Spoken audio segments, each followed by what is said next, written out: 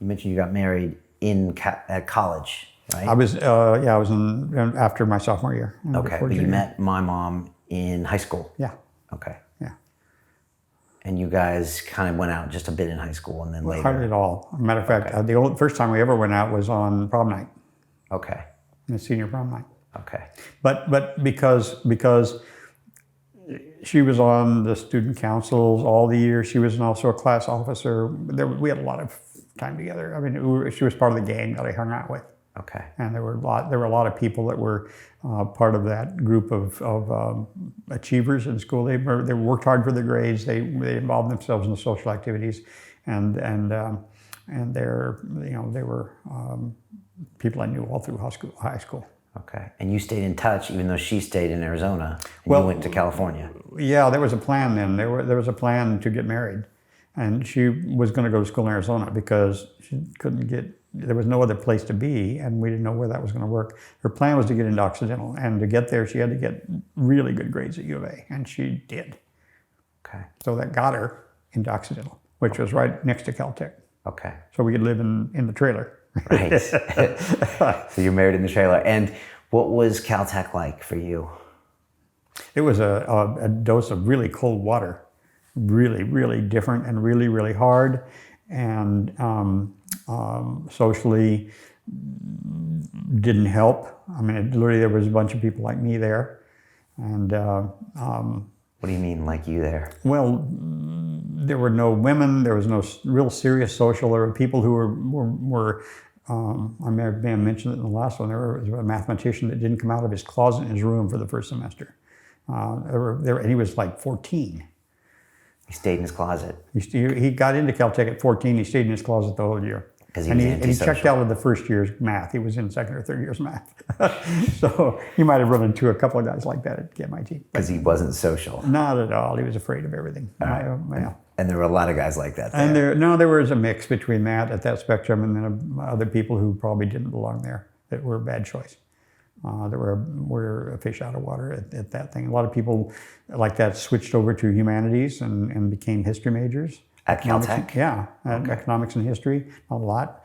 Some people couldn't take it at all and checked out after the first year or earlier. We didn't lose too many, but there were people who just said, this isn't for me.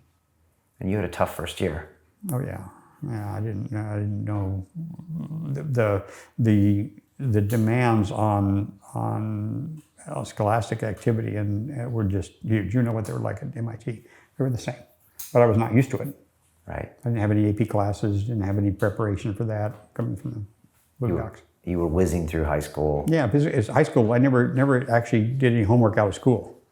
It was all done in that last half of the class while the teacher was talking. Yapping, okay. Yeah, while she was teaching, I was finishing it. And how did you make it through? Well, I just didn't quit. I think I asked you this last time, like, how did you not quit? Yeah, I don't know if I answered that last time. It's like the same as the farm. You didn't quit because you're not done. All right. So there's no quit option. There's no box where you can say, okay, quit. I checked that one. So you can't quit on the farm because... No, you can't quit. The cows want to eat. Stuff has to be done. There's no quit. Okay, but you got like a D in calculus. Yeah, but later that year I got an A+ in quantum physics in freshman year, where everybody flunked. Everybody flunked that class and did it over. So I don't know how that happens, a freaking miracle. But I got every single question on the final right. And so it said, hey, you might be able to do this. Right. So you learned how to learn. You learned what level of work you had to do. You learned how to get it done in the environment was there, which was, there was a lot of classes who expect you to get it done, get all done. So you just adapted. You got and you got over the idea that maybe you were at the bottom of the class. And nobody there really cared, as long as you didn't quit. Right. Because we didn't have pass-fail when I was there, but shortly after I left, they had pass-fail. But they had real grades, and yet you might have a midterm, and out of 30 points, you might get a class average of 6, and nobody bat an eye. keep trucking. You're doing fine. Okay, all right. Show up and find out what you did wrong. Keep going. And fast forward to senior year, how did you kind of leave that place? Where were you at that point? What was going on? Well, we'd been married for a couple of years and lived in the trailer. I had some good friends at school that we had also, like Gary and Sally Kleinard and others. And I had pretty much declared that I would go for another year. I definitely would not be getting a PhD, although a bunch of my friends thought they would, and they did. But I just decided I would go one more year. There was so much generalization in this undergraduate classes that I hadn't really got a mouthful of the stuff I was really interested in.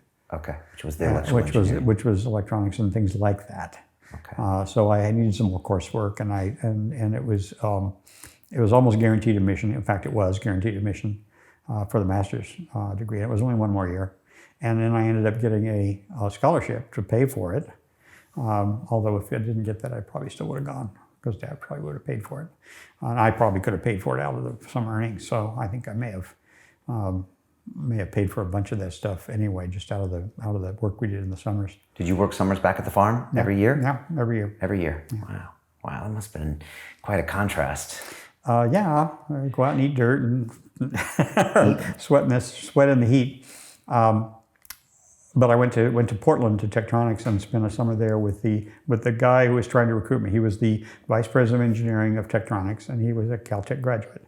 And so he came down and talked to professors, and he rounded up all the people who might fit in up there, and gave them summer interns and jobs. And Gloria and I, Betty and I, moved up there to actually live with him in his house. His wife had gone to her relatives for the summer, and he invited us to stay with him. And he went off for the summer also. So we ended up living in the VP of Engineering's house for the summer, for a good chunk of it, and working at Tektronix. And then the following year, after I graduated with a master's, that was between senior and master's year, I told him I didn't want to go up there. It's not a happy camper. You didn't like it up there? No, I didn't want to work there doing that stuff. Remember the whole aerospace industry in Southern California with all kinds of goodies, and so I wanted to work for a smaller company. Okay.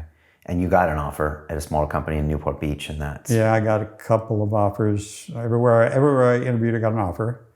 We were getting good offers then compared to the industry and the other schools, so we were getting good offers. Good offers are a lot lower than you might think these days, but